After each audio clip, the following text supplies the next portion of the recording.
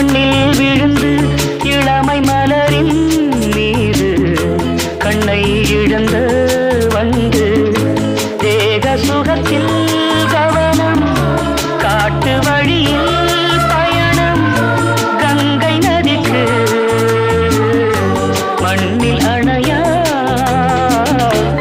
இளமையெனும் பூங்காற்று